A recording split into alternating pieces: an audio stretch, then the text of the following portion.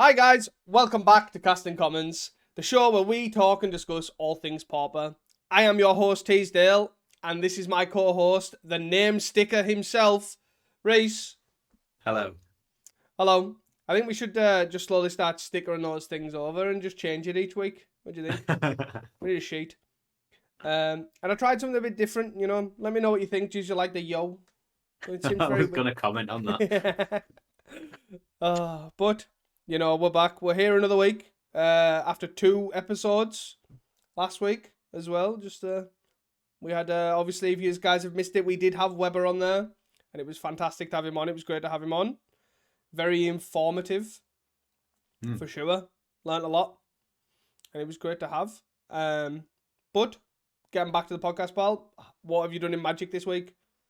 Well, I've actually been playing some Pauper. Woo! Given the some YouTube comments said they were bored with me not playing Pauper, so I thought, oh well, I guess I best play some Pauper then to please the commenters.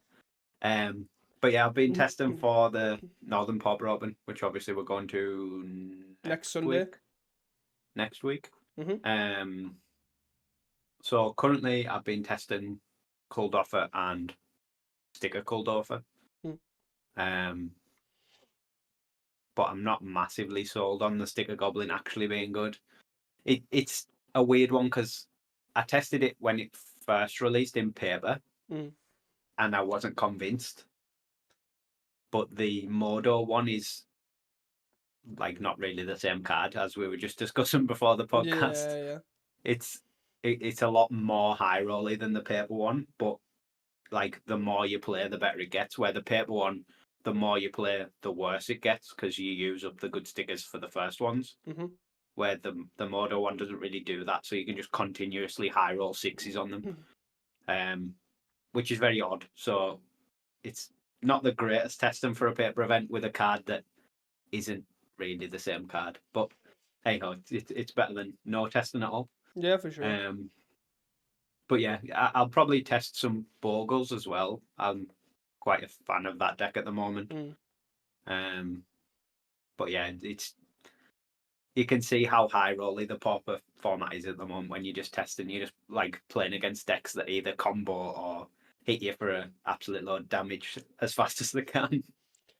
Yeah, it's very much the state of the format in it at the moment, and it kind of comes across with obviously the decks you're testing, which are obviously really well positioned. You've got Bogles, you've got red of any variety, heroic or even glitters. They're very much they're very much the style of deck that high rolls in the sense that they put something on the board and they say you answer me, and then that decides the game ultimately.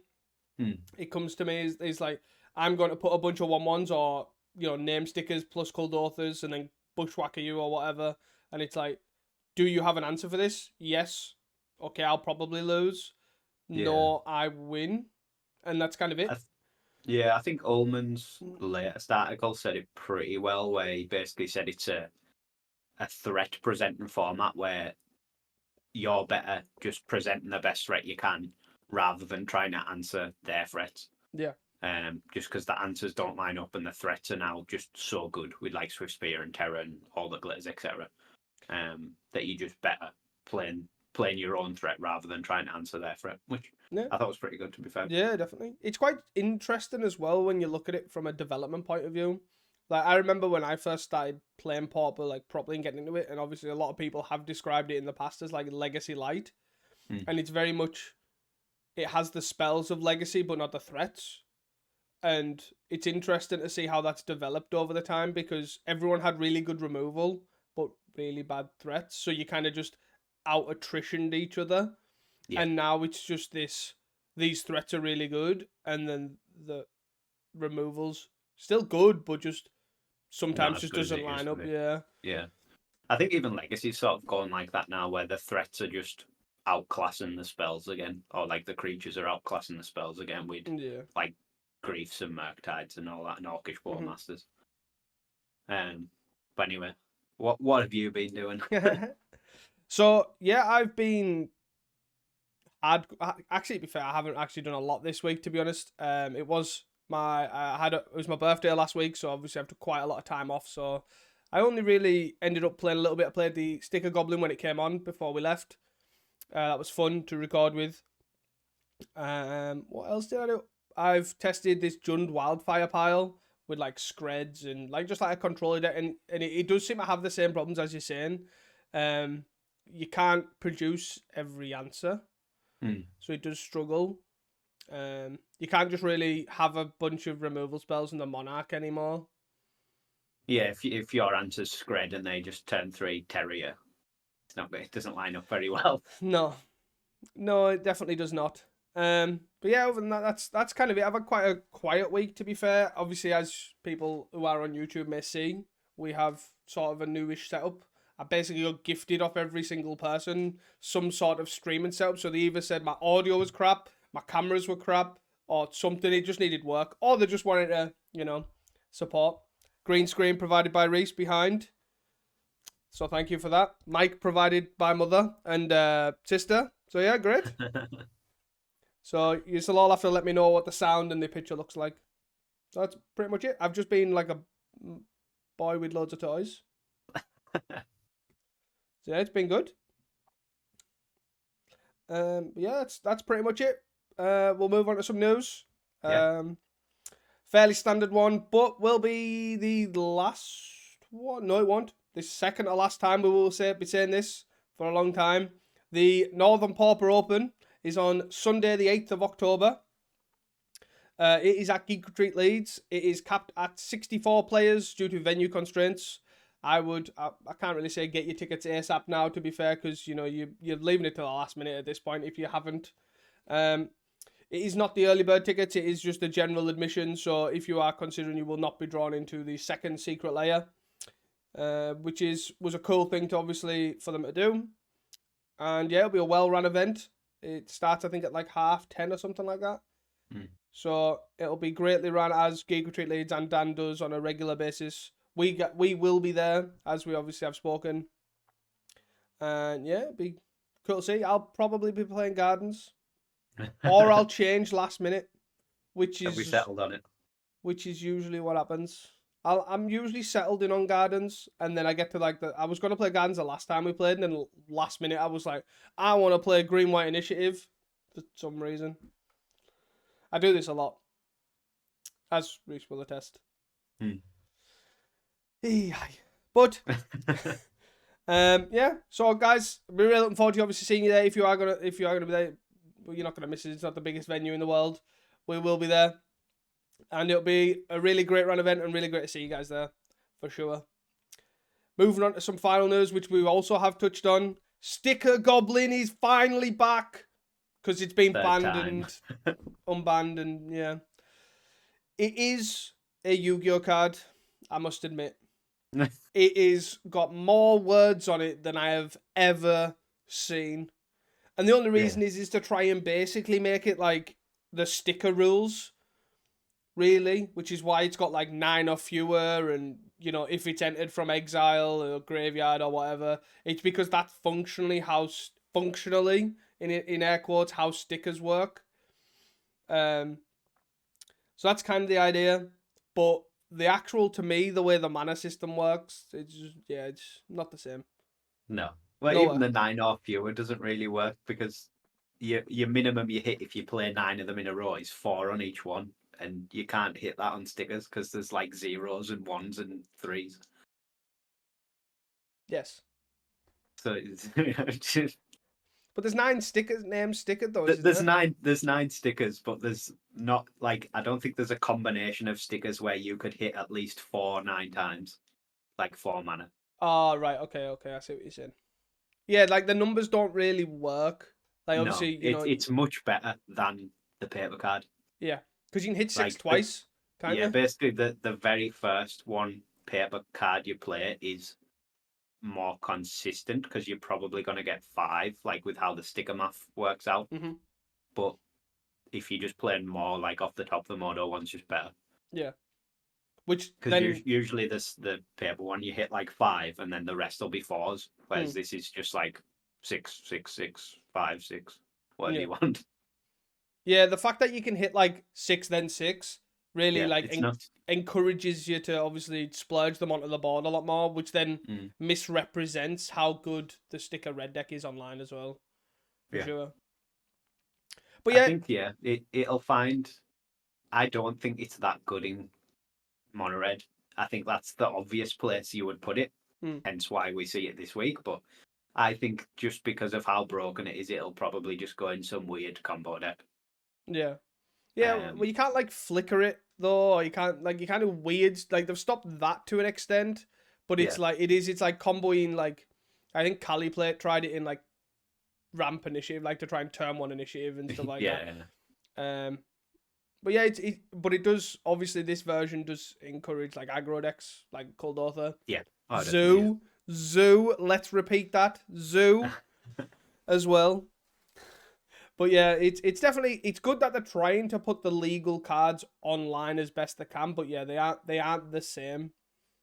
So Yeah, I think they're in a tough point where it probably just should not be a legal card in paper, yeah, and the fact that it is just makes it really hard for the Daybreak, guys yeah, on Modo yeah, to sort it out.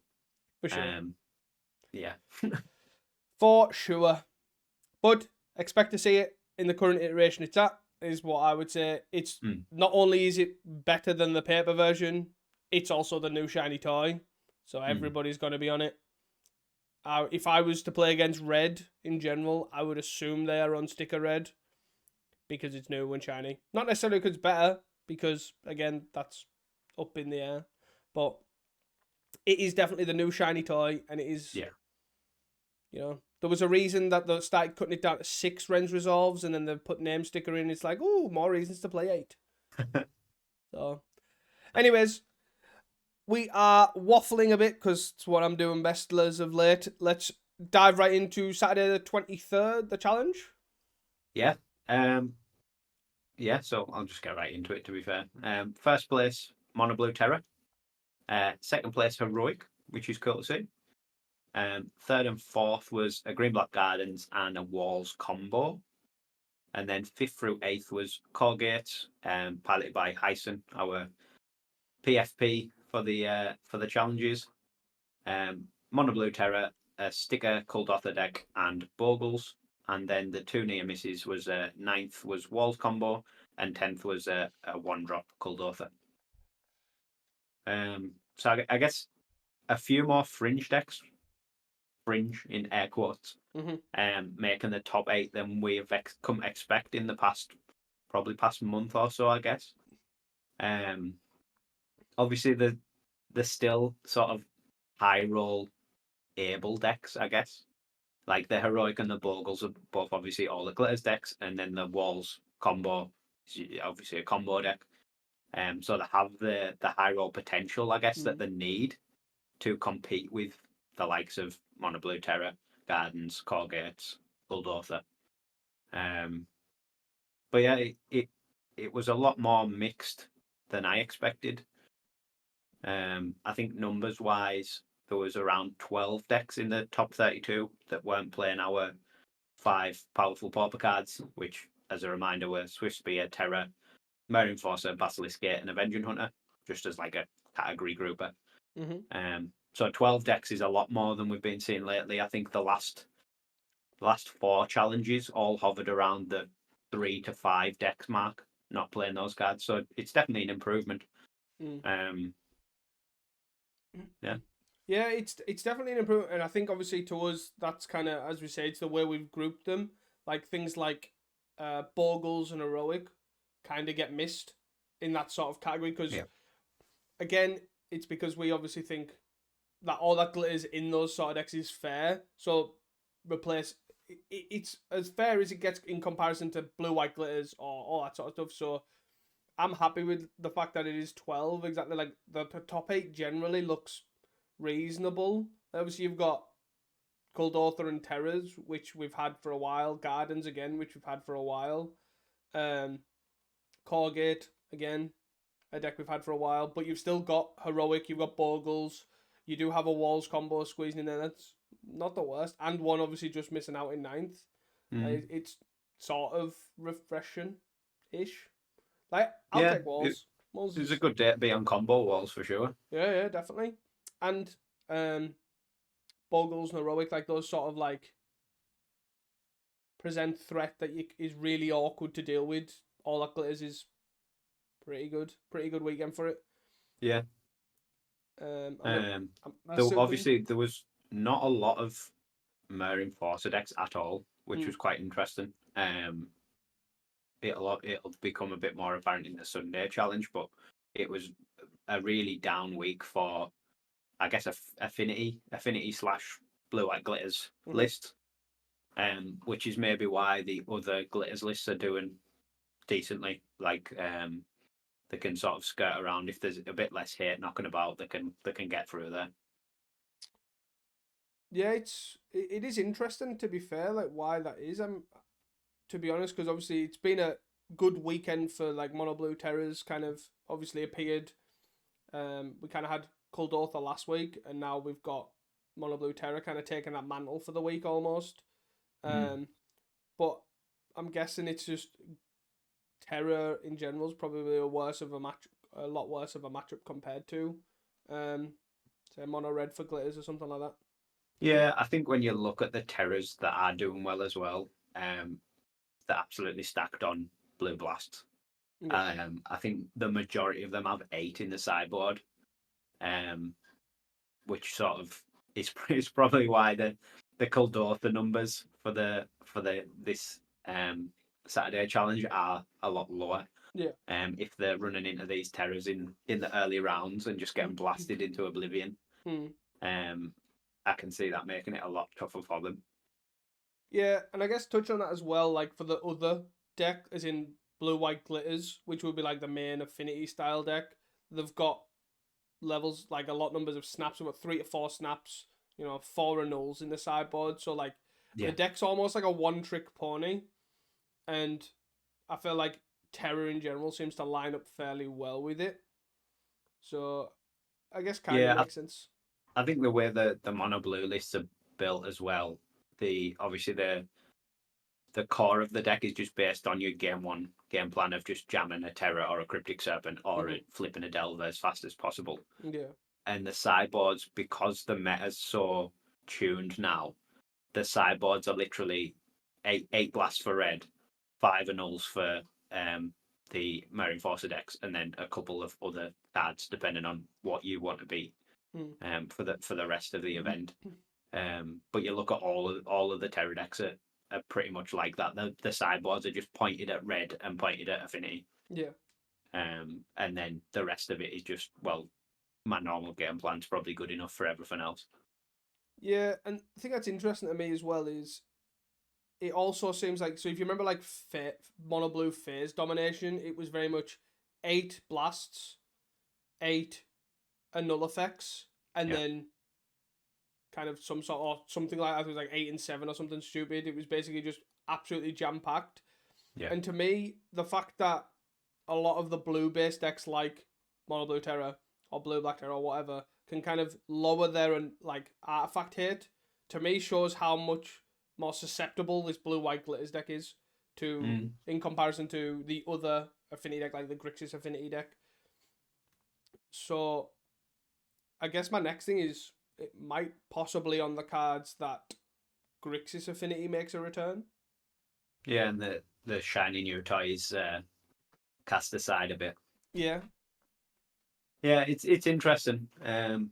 Obviously, it does a decent cranial plate and impression, but you have to play a white for that impression. Mm. Which is a downside compared to cranial plating, which is obviously banned.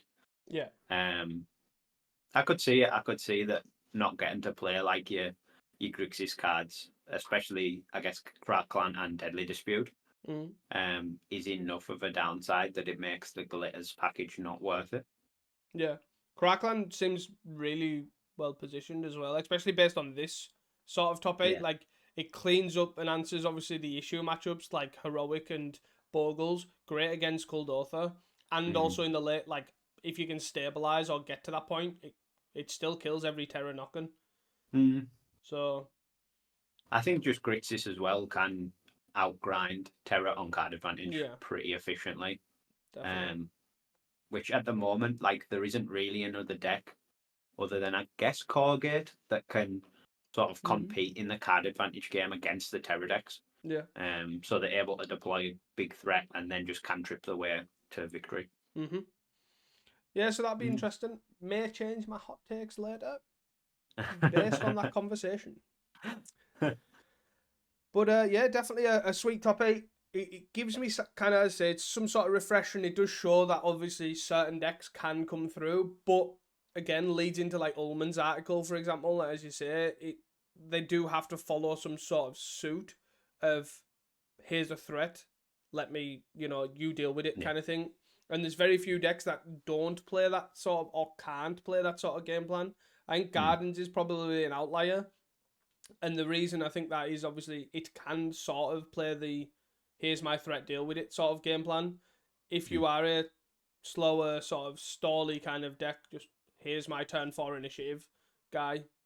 Yeah, Deal with it. and I think Avenging Hunter does a lot there. Like, obviously we used to have the Gardens list that were almost like fully black with just the green for the Colony Gardens. Yeah. And I can't see them doing pretty much anything at the moment. Yeah. Just because having that, like, such a powerful threat like Avenging Hunter is key to being able to compete. Yeah. And like this particular Gardens list is on the full 4 Visionary, 4 Deadly Dispute. So you've basically got max ramp almost. That sort of draws you a card that you can turn 4 initiative as quick as possible if needed. So yeah, it's definitely an outlier, but a solid choice that kind of still sort of fits within those boundaries. Like every deck there, I would say, presents some sort of threat and then makes your opponent deal with it. Yeah. Oh yeah, definitely. So even though we have a refreshing sort of top 8, top 10, it's still not as, it still fits within the boundaries of the state of the format. Yeah, I think even the whole top 32, to be fair, was it's a lot better than we have been experiencing. It's still not great. Like, there's 12 decks that don't fit in those 5 sort of categories. But that's more than twice as good as we've had for the past 4 week, 100%. 5 week. But yeah, do you want to move on to the deep dive deck? We have one. Yes. So it's a particularly sweet one. In 21st place Scrolling down was BYVCI. I'm gonna say, unless that's sort of a Roman numeral that I'm not aware of. And it's a zoo deck playing the name sticker Goblin, and the Reckless Impulse Rend Resolve engine. Just always sweet to see Zoo doing well. And this sort of gives it a card advantage engine and sort of explosiveness that it can exploit. We've seen obviously Burning Tree combos pretty well with Reckless Impulse and Rend Resolve, either playing a guy and then playing a free impulse or resolve, or playing the guy off it and then playing the other card as well. Obviously the name Sticker Goblin just adds to that, with a more explosive potential. I guess the only awkward thing I thought when I looked at it initially is your cards like Hoot and Mandrills, and Wild Nacatl and Experiment One will look pretty hard to cast when you're doing that sort of impulse sticker Goblin turn, because obviously it's all red mana.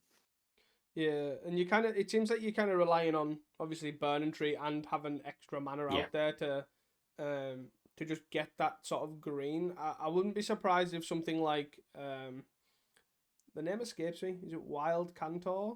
Is that Oh yeah, the 1-mana 1/1.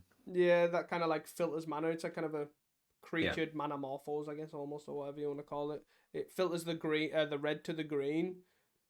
Maybe make somewhere in there, depending on how much issue they have with mana. But the being able to, obviously, we've kind of covered this deck sort of previously with obviously the land grants, and the low land count, which is definitely cool. Obviously, with the Radiant Grove in there, you can search for with land grant to make Wild Nacatl 3/3. It's definitely a sweet deck. It's kind of I would say an extension to Mono Red. It's got like obviously similar sort of engine what it's trying to do. Obviously, 8 Reckless Impulses, 4 Name Sticker Goblins, dump a bunch of creatures into play, using a draw engine. You know, it's and obviously got the bushwhackers to kind of go ham, basically. It's definitely a sweet one, and then tries to go bigger with Hooter Mandrills, which is pretty I interesting. imagine there's some seriously explosive turns with just Namesticker Goblin plus Burning Tree plus the Bushwhacker and a bunch of other random dorks. Yeah. I imagine it has some pretty high roll, as we've been saying a lot, high roll gameplay to it. But yeah, the mana seems like it could be awkward. Mm. But it's sweet to see something a bit different. Sideboard wise, sort of what we've come to expect. There's 6 red blasts for the Terror decks, 4 Glamours for your Glitters decks, and then 4 End the Festivities and a Blazing Volley. I'm assuming against the sheer amount of Kuldotha, just to clear the board. If you want to win with damage, three goblins sitting in the way is going to hamper you quite a bit. Yeah, definitely. And yeah, it's definitely a spicy one. I think I'm all for making Kurdape great again, for sure. So keep it up, BYVCI. I would like to see how far this goes. To be honest, like the numbers seem like you've experimented with this list a lot. You know, 3 experiment 1, 2 monastery swift spears, a peculiar number, and it definitely must have had some thought into it. I would say. Yeah, it would be cool if we had sort of a delve creature or a evolve creature that was red, but I don't believe there is really any. I don't think there's any evolve, but I don't think there's a delve guy either, to be honest. I'm unsure. Because I know. there's the delve removal spell, isn't there? That's Yeah, red, but the magmatic sinkhole.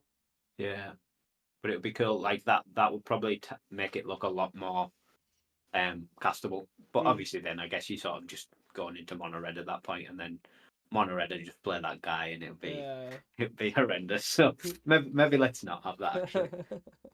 Talked yourself out of it. Yeah. But yeah, it's definitely sweet. I'm all for any deck that's running Kurdape and Wilder Cattle. Experiment 1's a sweet one since the downshift as well. Yeah. A much, how do I put this? A much tamer downshift than its red counterpart for sure. I think they both got downshifted at the same time, Swift Spear and Experiment 1. Yeah, I think Experiment 1's one of those cards where it just missed the right time that it was going to be good. Like if you downshifted Experiment 1 like 5 years, or if it came out as a common, it would have obviously been really good. But it's sort of now at the point where that it's not the threat that it used to be. Yeah, no, I definitely take that.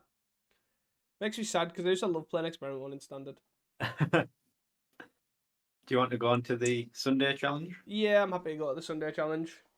If we must. So yeah, Sunday the 24th of September.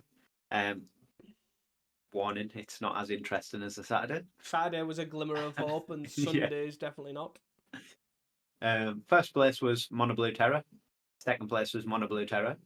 Third place was Mono Blue Terror. Fourth place was Tron. I was gonna call it Flickertron, but it's on 1 Ephemerate and 1 Ghostly Flicker, so it seems like it's a tone down. But it does have 4 Moments Piece in the main to, I'm sure, beat the Terror and the Kuldotha matchups. And then 5th through 8th, there was a Sticker Kuldotha, a Corgate, another Mono Blue Terror, and a White Weaning.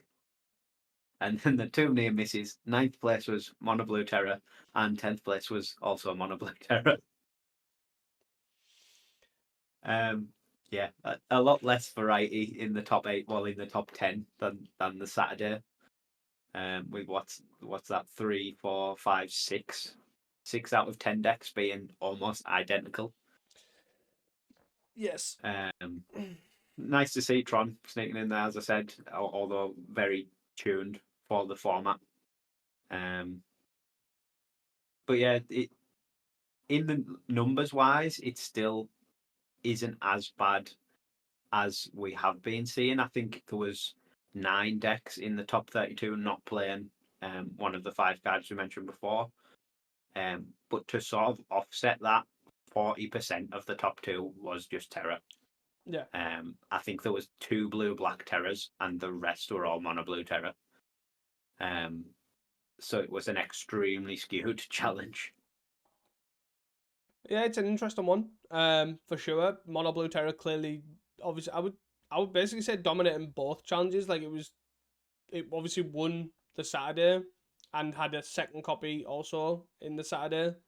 Yeah, This took it to the next extreme in the sense that it won, came second, third, and like seventh and ninth and 10th.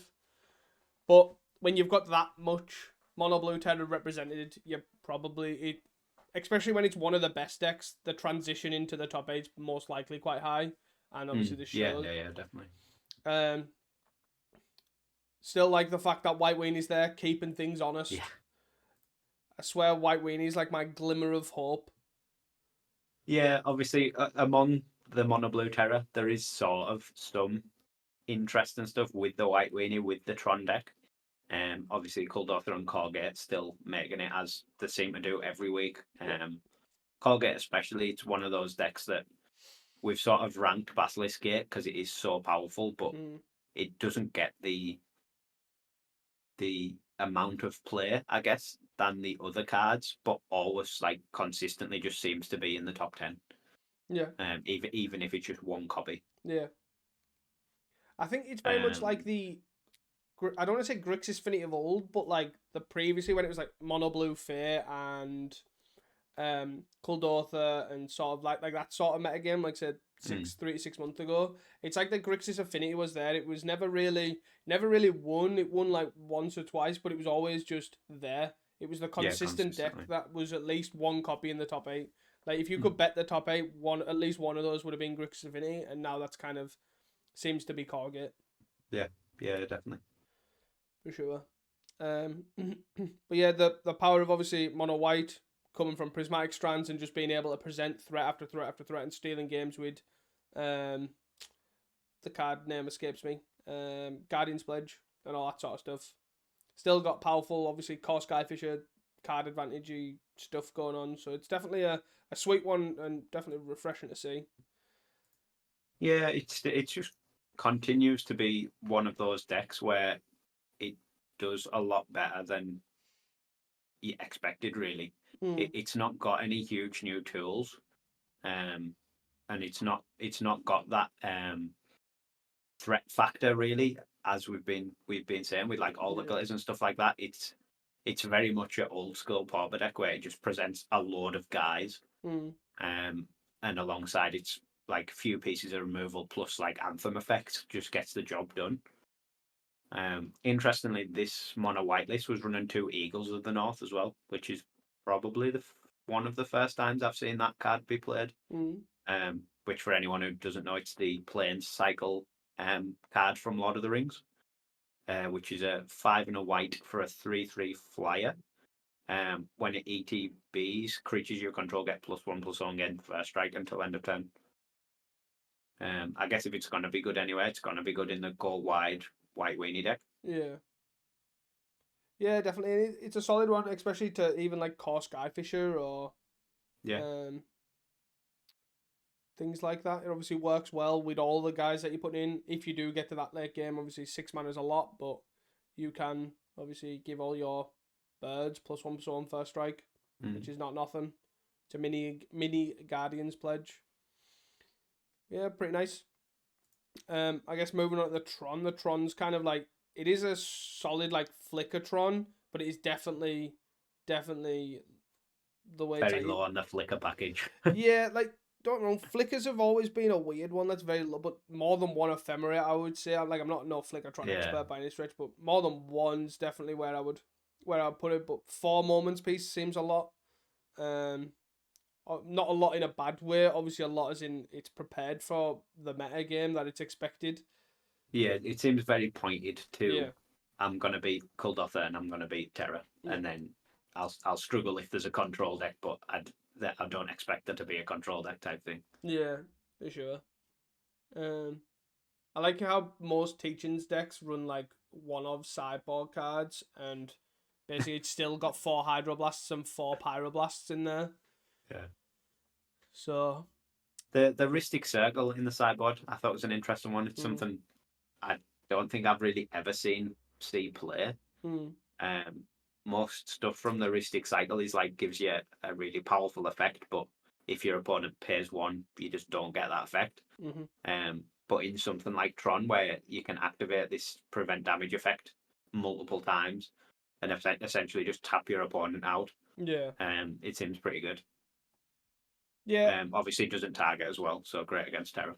Yeah, I can't. There is a Tron pilot that's really hyped on this card to play it. I feel like I want to say it might be Raptor, but I'm not sure who it is. But shout out to whoever it is, and apologies I forgot whoever pilot is really big on this card.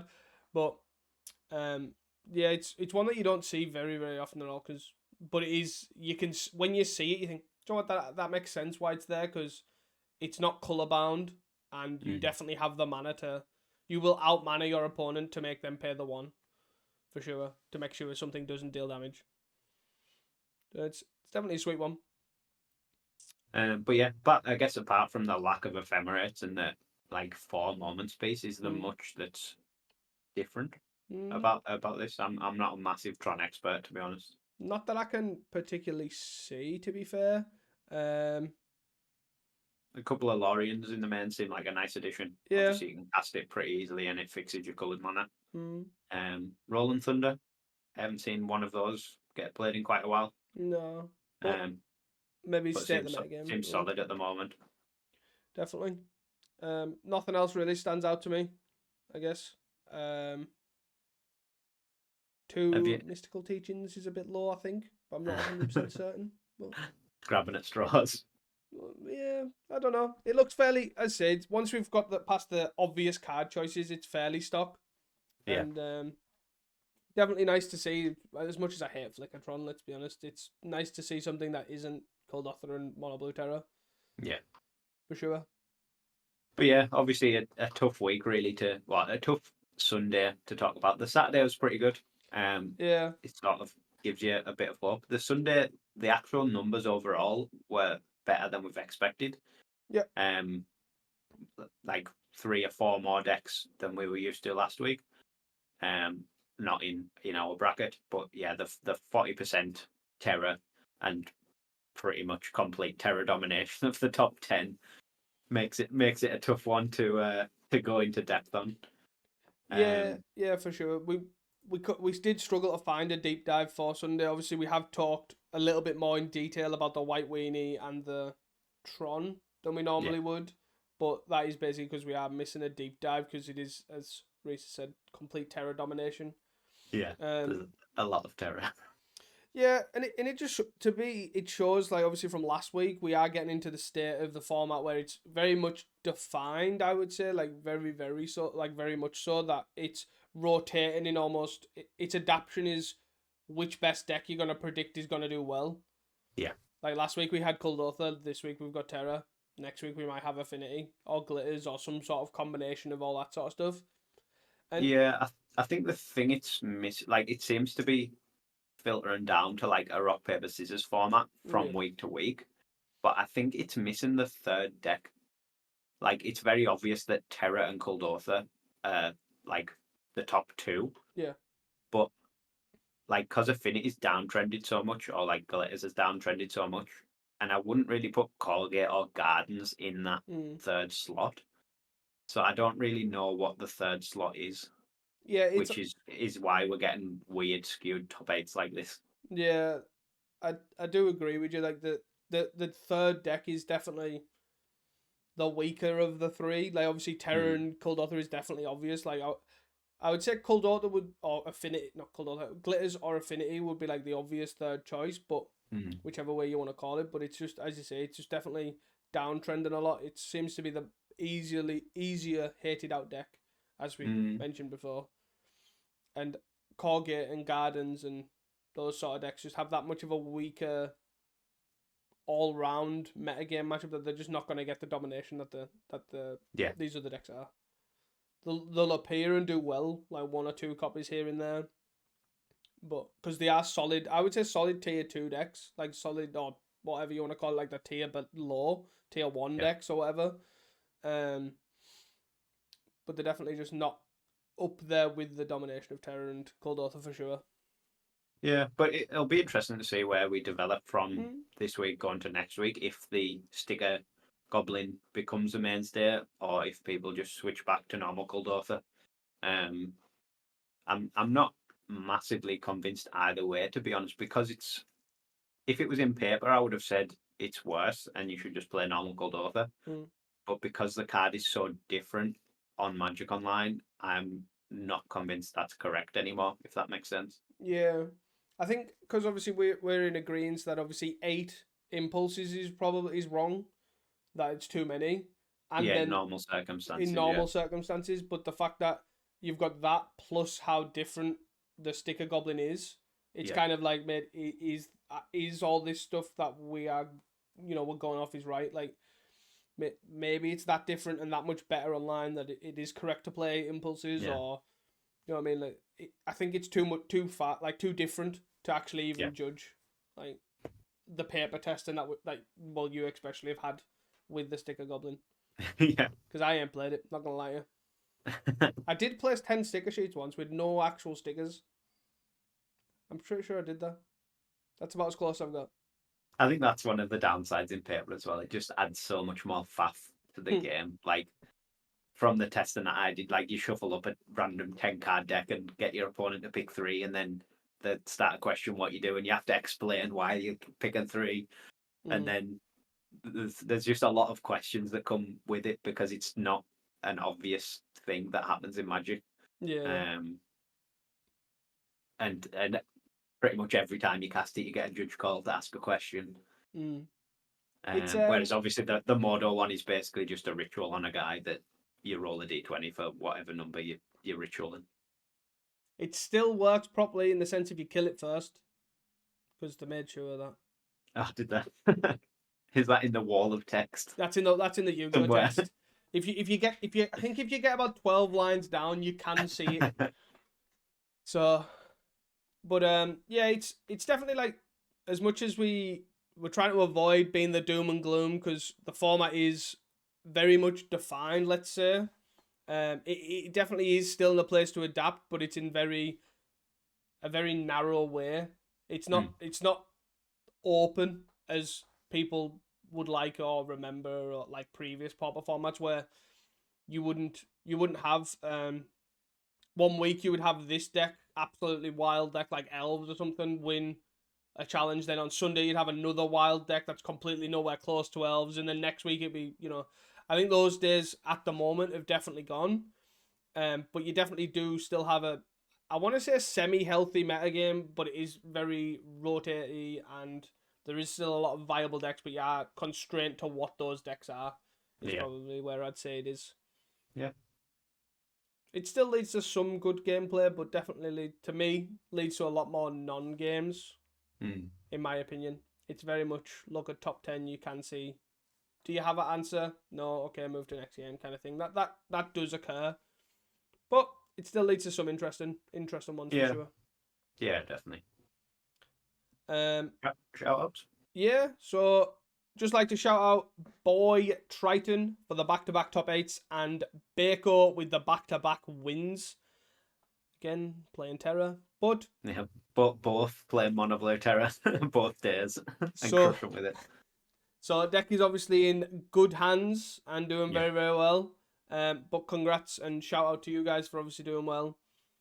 I guess another shout out before I forget, because I did forget to write down. Shout out to Walker for obviously top 8 on the Saturday with Sticker Goblins, or Sticker Red, Sticker Kuldotha, whatever you want to call it. Nicely done. And shout out to, not gonna lie, I can't remember the gentleman's name. Is it Seesaw? Seesaw Greer for the garden shout out, another Golden Pigs member. Always nice. Is that the Gardens fan club? No, Golden Pig's the Italian team, so I got to shout him out for the Gardens fan club, for my personal fan club for sure. But Golden Pigs representing this week for sure with Walker and I'm gonna say Seesaw, even though I do apologize if I am butchering your Magic Online name. Finally, shout out to Weber yet again. Thank you again for joining us on that bonus episode. It was fantastic to have you on here, and I personally learned so much, especially about content, to be honest. and it was really insightful what his thoughts were on the meta game and how to make things better and things like that. So it was really nice, and if you haven't checked it out, I highly recommend giving it a listen. Definitely, if you want some insights from basically a PFP member, he's got a really useful point of view, and I would definitely recommend listening to him. Would you like to move on to the hot takes? Yeah. Hot takes from last week. My first one was the next challenges top 8 will be as stock as these ones, i.e. the top 8 will be playing the top 5 cards, Swiftspear, Terror, Avenging Hunter, Basilisk Gate and Marinforcer, unless something is banned, which I very much doubt. So Saturday was actually a bit better than we've come to expect. We had 3 decks that weren't playing any of those cards in the top 8, which was nice. Sunday was pretty much what we've come to expect, unfortunately. With just Terror Domination. There was a couple decks that didn't fit in those categories, but yeah, nothing much to speak about really. Yeah, it's definitely, I'd say, it's trending towards this. And I think the deck of the weekend or the event, I'll just keep switching. Is probably the consensus we'll end up seeing. Yeah, sure. I think that's probably about right. My hot take from last week hasn't happened yet. 60 basic lands will win one of the next month's challenges. So we are 1 challenge weekend down. We've got, another 3 or 4 to go. Not yet, but we'll keep an eye on that one. My second one was that Marinforcer decks will begin to downtrend, as they definitely feel the most disadvantaged currently out of those top 5 decks. Definitely seems to be the case. There was 4 copies of or 4 decks playing Marinforcer in the Saturday top 32, and only 2 in the Sunday top 32, which is basically unheard of for Marinforcer since years ago, I guess. It's been a dominant force for so long. And yeah, two in the Sundays top 32 is extremely low. For sure. Maybe it's time for Marinforcer to go on holiday for a little while before it brings back a domination. Just unban Airtog, it'll be fine.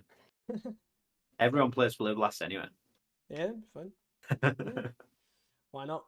At this point, unban Summit. Just a threat. You just present a threat. Yeah. It's the same as Terror. Yeah. No different, really. My final one is Altertron will top 10 one of the challenges. Altertron is a deck. Always do reasonable things. And I guess I should have said Tron, clearly. Yeah, you would have got there if you just said Tron, yeah. Oh, well. Which I don't know if it's more or less expected that it's not Altertron. I don't know. I'd say Altertron's it's probably more click intensive. Yeah. And I guess that's. I feel like it's just got better matchups though. I think I'd say Altertron's probably the better positioned, but I'd say Altertron's still probably got the barrier to entry for Magic Online a lot more than surely Flickertron's clicking a lot of times. Yeah, it clicks, but not as enough. You click like twice in one turn as opposed to 20 million. Yeah, fair. Like most of the time, Altertron will take 0 time at all through the entire game, and then that one turn they attempt to combo off the 15 minutes. So, where this is just a standard 2 minutes every single turn because you've got to click your Ephemerate, click your Mnemonic Wall, click your Crop Rock, click all that sort of stuff. So, but hey we were so close yet so far. Would you like to move on to the hot takes for next week? Yeah. So my first one is that basically Kuldotha will be back on top form. There won't be another Terror Domination and to that extent, hopefully. And I imagine we'll see 2 or 3 versions of, or 2 or 3 Kuldothas of various versions in the top 8s next week. Not a massively exciting one, but something that I think is probably going to happen. Apologies, I'm writing my last one. I'm changing it. So this one's a bit off the wall because I do like to go a bit off the wall, as you all will probably know at this point. But Black-White Ephemerate or Black-White Initiative, whatever you want to call it, the Goliath Paladin Flicker deck will make a return next week in the top 32. Why? Dunno. Crack. What's it good? What's it good I against? don't know. Let's be honest, it's not good. It's got nothing but a bunch of tap lands, a bunch of removal. Doesn't present a threat in a short concession. It plays Inspiring Overseer and Goliath Paladin, but I don't know. Someone's going to enjoy playing it and think, you know what? I can kill all my opponents 1/1 goblins with suffocating fumes or pestilence. So basically, it's the exact opposite of the decks we've been saying are good. So you think it's going to do well? Yeah. Well, I actually don't think Fair it's enough. gonna. Actually, I don't. I would like to put on record. I do not think this deck is good at all. I'm just picking something out of there that sometimes springs into my head. So yeah, You'll get some YouTube comments telling you to make better hot takes now. I know. Well, I'll have to improve my hot takes. That can be my life goal for next week. Yeah. I don't think that's going to happen. My last one is that we'll see a lot more of White Weenie and Heroic doing well in challenges and top 32s and top 8s. They seem like the two better or best positioned decks, I guess, outside of those top 5. Obviously, we consistently seen White Weenie up there. We've seen Heroic up there on Saturday. So I think we'll see more of that. Keep seeing more of it, which is good. Do you include Bogles in that list as well? You could, but I sort of wanted to keep it mono white. All right, fair enough. Yeah, fair one. Because yeah, I do tend to agree. But Bogle sort of fits in the same sort of bracket, I guess. Yeah, as I say, it's like when we mentioned the top 5, we've quite a few times explicitly said like Heroic and Bogles sort of are in that sort of pillar because of all that glitters, but they're also like the nice all that glitters decks as far as that can, and they are, and I do agree they are very much well positioned. My final one, it was that Blue Black Terror will make a return next week, but that ain't happening. Let's be honest. It's obviously, Black White Ephemera. It's more likely to make a top 32 than Blue Black Terror top 8, clearly. But my new take, is that Grixis Affinity will make a top 8 return on Saturday or Sunday. I just think it's a much more resilient Mer Enforcer deck. And there might be a chance it can beat the smaller. It can beat the small amount of terror hit, i.e., like the 4 to 5 annul effects. If that's all that's expecting, the small amount of hit that Kuldotha's got. I think it's got like 3 cast interfires or something stupid. Like it can beat that sort of level of hit. It can't beat the 17 dust to dust or whatever that we had of old times, and I think the hate will just line up towards Glitters, the blue-white Glitters deck, and Grixis Affinity can get through there. Yeah, it'll be interesting to see, to be fair. I never thought I'd be excited. I can definitely see it, especially as people like Luffy have basically never wavered from playing Grixis Affinity and are constantly doing well in challenges. I can definitely see it happening. Are you ready for what happens next week? Is that Luffy top 8s without and he's Grixis. playing something else. That sounds about my luck, to be honest. So I would not be surprised. I hope that happens. That'll be good. It's either that or it'll happen not next week, the week after.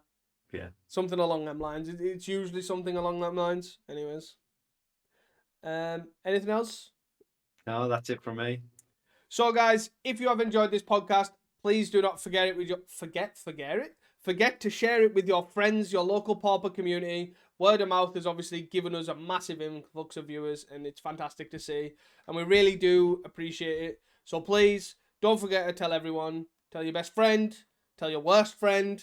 Tell your friend in the middle. Tell your barista when you go make coffee. Do whatever you want. I don't care. Just please tell people. Tell everyone. It's really great.